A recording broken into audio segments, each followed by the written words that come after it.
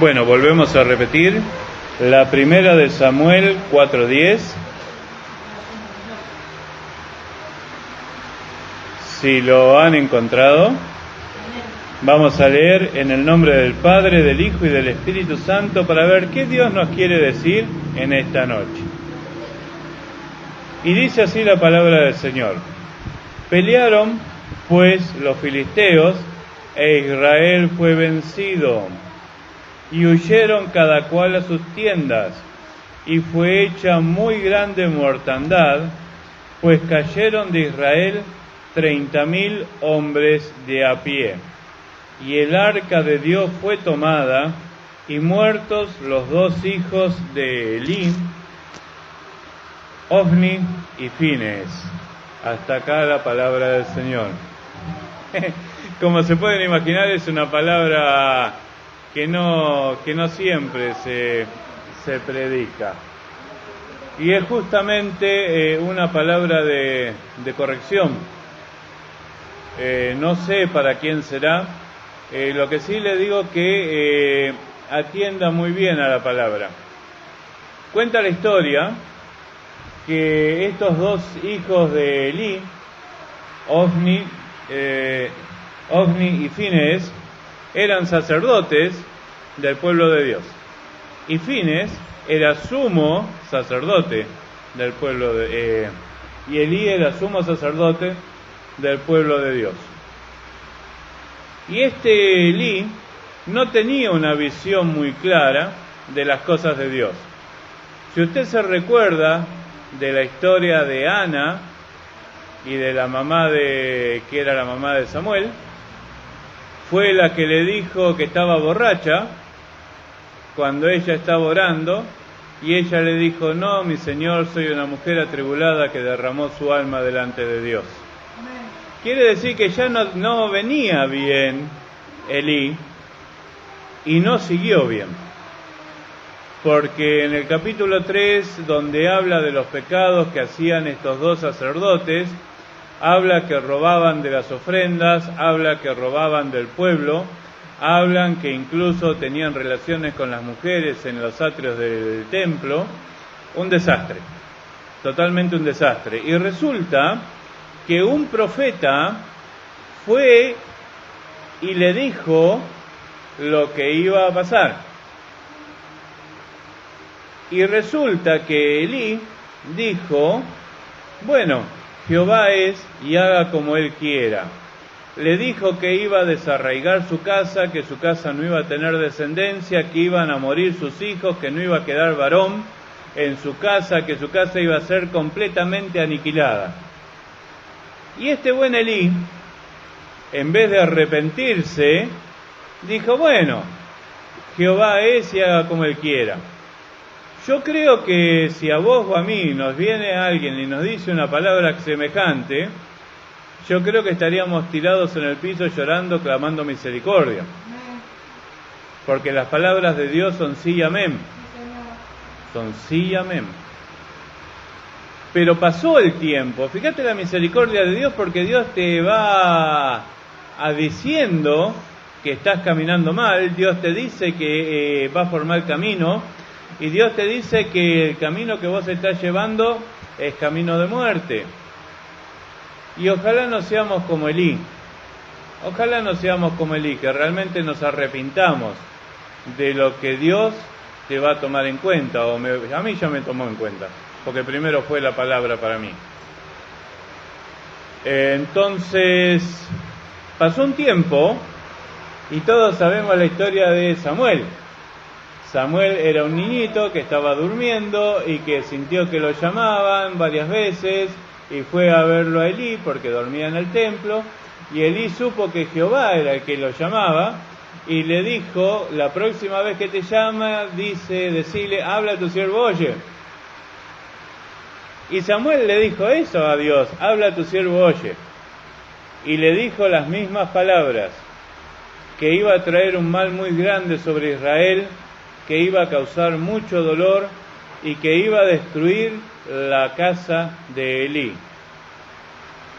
Y Elí volvió a decir: Jehová es, haga como él quiera. seguía sin arrepentirse. Y se armó la guerra con los filisteos. Y los filisteos tenían miedo porque el pueblo de Israel cada vez que iba a la guerra sacaba el arca del pacto, porque era la presencia de Dios. Y los mismos filisteos ya estaban por abandonar la guerra. Y sin embargo dijeron, cobremos fuerza, vamos a luchar. ¿Y qué pasó? Vencieron y tomaron el arca. Murieron los 2 hijos de Elí, como tal cual había sido la promesa de Dios o la palabra de Dios. Y encima no solo él, sino que cuando Elí se enteró que habían muerto sus hijos y que el arca había sido capturada, también murió. Y así fue como se destruyó la casa de Elí. Y la palabra del Señor fue cierta de lo que había dicho. El tema pasa porque cuando por ahí nosotros no hacemos caso a la palabra de Dios o no hacemos caso a la palabra del Espíritu Santo que nos habla, no solamente de las personas, sino porque el Espíritu Santo nos habla. El Espíritu Santo nos hace sentir lo que está bien, lo que está mal, lo que tenemos que hacer y lo que no tenemos que hacer. Y nosotros por ahí vamos y lo hacemos. Y pensamos que no nos va a pasar nada, porque total Dios es bueno, misericordioso y Dios nos perdona. Y que si vamos nos arrepentimos, que Jesús nos compró con su sangre y que fuimos justificados y bueno, todo eso. Pensamos que nuestros actos no van a tener una consecuencia. Pero todos nuestros actos tienen consecuencia delante de Dios. Todos. Más si Dios nos dice lo que no tenemos que hacer y vamos y lo hacemos. Es algo terrible esto. Y a Dios no se le escapa porque entre que habló el primer profeta y habló Samuel, pasaron como 10 años, Dios no se olvida de las cosas que dice. Así como no se olvida de las bendiciones que te prometió, tampoco se olvida de cuando a vos te dijo algo y no lo hiciste. No se olvida. Entonces, nosotros tenemos que estar a cuenta con Dios. Esta es la primera parte. Pero ¿qué simboliza el arca? La presencia de Dios. Y los filisteos estaban en guerra con Israel. Todos los días nosotros tenemos a los filisteos peleando contra nosotros. Todos los días, a cada momento. Está el filisteo robándonos, queriéndonos robar, queriéndonos matar, queriéndonos sacar el arca, sacarnos la presencia de Dios en nuestra vida. ¿Y cómo te saca el arca? Cuando te enojas, cuando dejas de orar, cuando blasfemás, cuando decís yo no entiendo esto, te quejás ante Dios. La otra vuelta nuestra hermana Soledad decía que no tenemos que decir por qué, sino el para qué nos pasan las cosas. Y muchas veces nosotros nos olvidamos que estamos en guerra. Hay una guerra espiritual en torno nuestro. Y está ese filisteo que hoy se llama Satanás y todos sus esbirros, que nos están queriendo robar, matar, hurtar y destruir. Y nosotros lo dejamos que nos robe, lo dejamos que nos robe todo el arca, porque nosotros dejamos de orar, dejamos de clamar a Dios y nos olvidamos que Él es nuestro socorro, que Él es nuestra ayuda, que Él es nuestro pronto auxiliador. Nos olvidamos. Vemos tan lejanas las promesas que Dios nos hizo, o quizás por ahí también hay falta de perdón para nosotros mismos, porque por ahí hacemos cosas, nos equivocamos y nosotros mismos por ahí nos castigamos más y más de la cuenta. Y nosotros mismos nos apartamos de Dios. Porque sabes una cosa, si metiste la pata con arrepentirte y no volverlo a cometer, no volver a hacer lo mismo, ya es suficiente. No tenés que estar castigándote o autoflagelándote porque hace 5 años hiciste esto, hiciste aquello, hiciste lo otro. Si te arrepentiste, pediste perdón y no lo volviste a cometer, ya está. Porque ese también es otra trampa que tiene el enemigo contra nosotros. La trampa es esa, que nosotros mismos no nos perdonamos, nos juzgamos y nos mandamos al infierno. Y es tremendo, porque en vez de estar haciendo la voz de Dios, estamos haciendo la obra de Satanás contra nosotros mismos. Dejamos que nos roben el arca. Y lo que es peor, nosotros mismos nos autocondenamos. Todos hemos hecho macanas terribles en nuestra vida, todos hemos hecho actos tremendos, pero si nos arrepentimos de verdad y no los volvimos a cometer, la palabra dice que el Señor nos perdona y echa todos nuestros pecados a lo profundo de la mar. Y muchas veces seguimos por años marginándonos, flagelándonos por cosas viejas que hemos hecho y que Dios ya nos perdonó. Y vos andás sufriendo por todas las cosas, y ¿sabés una cosa? El diablo que no lo ve se mata de risa. Se mata de risa, porque te tiene prisionero con eso. Vos tenés que entender que una vez que vos te arrepentís y que cambiás de actitud, está hecho el perdón. Está hecho. Ya no sos culpable. Y si alguien te viene a recordar algo malo que hayas hecho, decile, eso lo hice estando fuera de Dios, o eso lo hice porque no tenía el pleno conocimiento que hoy tengo de Dios. Porque si yo hoy tuviera que hacerlo, no lo haría. ¿Te das cuenta? Porque siempre va a estar el enemigo recordándote que hiciste esto, que hiciste aquello, que hiciste lo otro. Para herirte, para lastimarte, para evitar que vos te levantés y te remontés como las águilas, como decía la alabanza. Entonces te pega el ondazo. Pero vos tenés que entender que Jesús te hizo libre en la cruz del Calvario. Y nos equivocamos y pecamos y hacemos montones de cosas aún en el camino. Pero el tema es arrepentirse y no volverlo a cometer. Por ahí pasa la cuestión. No volverlo a cometer. Porque vos sabés una cosa, siempre el enemigo va a estar ahí, tentándote. Siempre. No te olvides de Jesús, las tentaciones que tuvo. No te olvides. Y era el Señor. Era el Señor.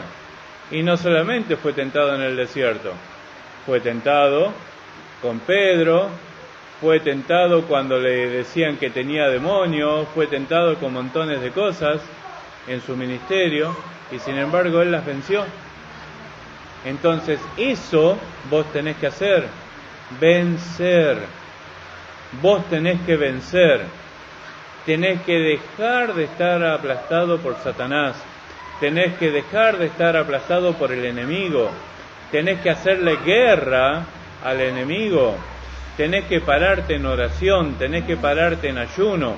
Si estás en algún inconveniente, pedir oración a la iglesia para que te ayuden si es algo que vos no podés vencer, que no podés sobrellevar. Tenés que pedir oración. Y no solamente cuando se ministra acá, sino en el grupo. Tenés que agarrar, hablar con hermanos y decir, me pasa esto, yo no puedo vencer con esto. Porque ¿sabés una cosa? El silencio es una atadura de Satanás. El silencio es una atadura de Satanás. Porque si confesares tus pecados, dice la palabra, y quizás no son pecados, son luchas, son necesidades, son dolores, son pruebas, son cosas que no te gustan y que no querés seguir viviendo, pero las vivís, y hay que hacerle guerra. Hay que hacerle guerra, no hay vuelta de hoja. Tenemos que entender definitivamente que estamos metidos en una guerra que va a terminar el día que partamos de esta tierra. Y en ese momento vamos a tener la victoria final. Por ahora vamos a tener victorias parciales, pero cuando nos vayamos al reino va a estar la victoria final. Pero tenés que guerrear. Tenés que guerrear. El que te dijo que el evangelio era fácil te mintió. Te mintió. Porque el Evangelio es un camino de renuncia, es un camino de guerra, es un camino de dejar lo que tenemos nosotros, de nosotros, para tomar lo que Cristo quiere que nosotros tomemos, para que seamos como Él quiere que seamos. Por ahí pasa la cuestión. El mismo Jesús dice, vosotros sois mis amigos si hacéis lo que yo te digo. ¿Te das cuenta? Entonces nosotros tenemos que ir aprendiendo y tenemos que ir buscando justamente esto, que no nos roben el arca. Y ¿sabéis una cosa? Todo aquel que quiere apartarte del Señor, todo aquel que quiere apartarte de lo que Dios te dio, o todo aquel que te hace la guerra para que vos abandones las cosas del Señor o que abandones lo que vos crees que es correcto, es un filisteo. Así nomás. Es un filisteo.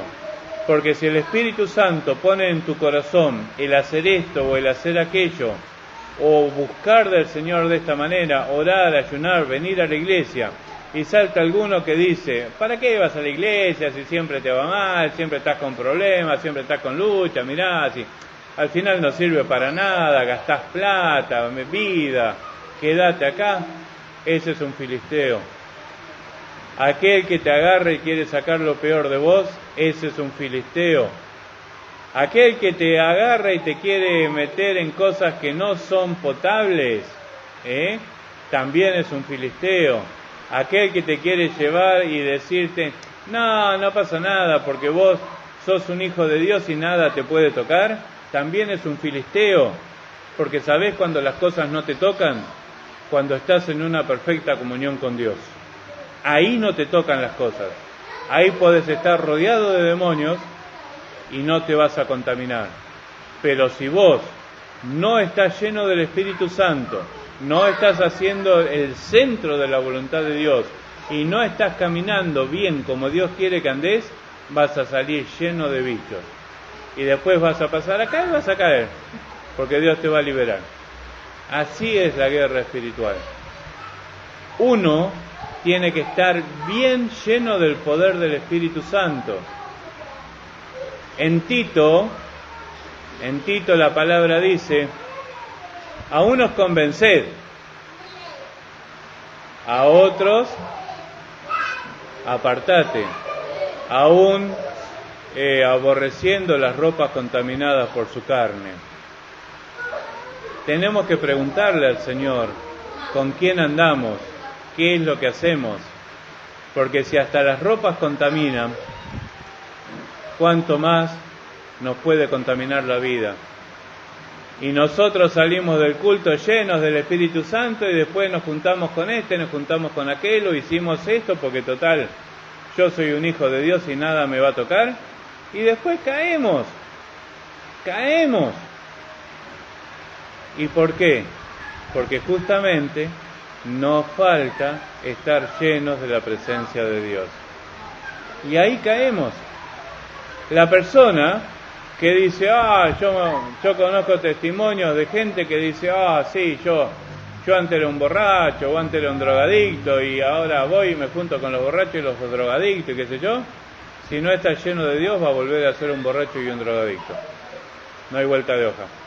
Porque no tenés poder y no tenés autoridad. El poder y la autoridad lo ganás cuando estás en plena comunión con Dios. Cuando no te dejás robar el arca estando en medio de esa guerra. Cuando Satanás te ofrece todos los manjares y vos te parás y le decís no. En el nombre de Jesús, no. Pero está en vos y está en mí el no ser como Elí. El decir, total es Dios. Dios me puede liberar, Dios me puede sacar. No. Señor, yo esto no lo quiero más. Señor, esto me aparta de tu presencia. Señor, esto corrompe mi vida, corrompe mi alma, corrompe mi espíritu. Me siento mal, no lo quiero volver a hacer. Y vas a ver cómo vas a tener la victoria. Y vas a ver cómo el arca que te quiere robar Satanás va a quedar bien puesta en el centro de tu alma. No nos dejemos robar el arca. Porque ¿sabés una cosa? para finalizar. Cuando los filisteos se robaron el arca, la llevaron al santuario de su Dios, y la estatua de Dagón cayó por tierra. Una vez lo levantaron, por segunda vez cayó por tierra y se le cortó la cabeza y las manos. ¿Y sabés una cosa? Los mismos filisteos después devolvieron el arca arriba de un carro con dos vacas, tirado por 2 vacas. No la querían. Tu arca tiene poder, porque tu arca del pacto es el Espíritu Santo que está dentro de tu vida, con el que fuiste sellado cuando aceptaste a Jesús. Pero vos tenés que tomar la decisión, o dejar que las cosas sigan pasando como pasan, que es lo que dijo Elí, Jehová es y que haga lo que quiera, o arrepentirte y empezar a clamar para que Dios cambie tu realidad. Porque si vos clamás y pedís que Dios cambie tu realidad va a ser cambiada. Porque no te olvides lo que yo vengo diciendo hace 2 cultos atrás, Isaías 49, yo no me olvidaré de ti y te tengo esculpida en la palma de mi mano. No te olvides de eso y no te dejes robar el arca. Dios te bendiga.